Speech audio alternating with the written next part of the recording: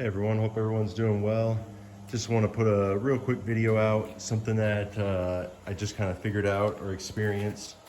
So if you watch any of my other videos, you know I've had a little bit of, I guess, a struggle with like vibrations or bolts. You know, I've put lock washers on. I got an impact wrench so I could really get them on there. And I really haven't had too many vibration problems since. But then I noticed in my last video when I was watching it, I just noticed a lot of vibration. So I went around, checked my bolts, everything was pretty tight. So I was like, man, I can't figure out what's going on.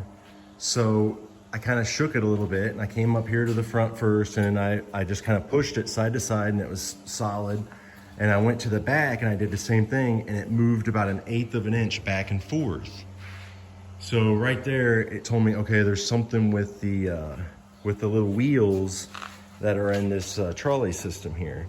So I really can't show you because they do a really good job keeping those wheels concealed so nothing gets pinched under it. But basically, long story short, that bolt over there, it was nice, tight and snug, and this one had somehow come loose, and once I tightened it, no more wobble back and forth. So I don't know if that's, I always think there's gonna be a slight vibration issue, just because, I mean, vibration can occur just from going too fast. And if you got a good blade on there and you're trying to always push it, it's gonna wanna vibrate a little bit. On that kind of topic, I've heard a lot of different ways to hold it. I've actually seen different ways people have mounted this. And in the instructions even, I mean, it wasn't really clear where this is even supposed to go, but according to the pictures that I seen, you know, on Rima's website, it looked like that was the correct, you know, placement for everything. And I still like it like that. The weird thing is though, about pushing it, for me at least, is I feel like there's never really one way to push it. I feel like every log is a little different. For instance, sometimes I might just be kind of like straight behind it. You know, I have one hand on the throttle, not really pushing, and then the other hand right here just doing all the pushing, and it goes right through it fine, no problems. Sometimes I feel like I'm pushing a little here and kind of holding it back or holding it steady over here a little bit. And then that seems like that cuts through some wood really good. I know some people have recommended, you know, pushing from the other side. And I think, you know, that probably would be nice if you had even pressure across the whole thing, but I just don't want to put anybody on that side just in case something happens. So I always want to be the only one pushing it. But I kind of feel like as far as pushing it, it's just like you kind of got to feel the log and however it wants to be pushed. Like, it also depends on the blade and how sharp it is. Like I noticed with these, with the one I got from Jerry's, it feels aggressive. So when it's cutting through the wood, you can almost feel like those teeth like hammering through that wood and chipping it away a lot more than I do with the Rima blades. It's kind of softer, like you can still feel it, but it's not as hard. Like it's not hammering as hard as it's going through the wood.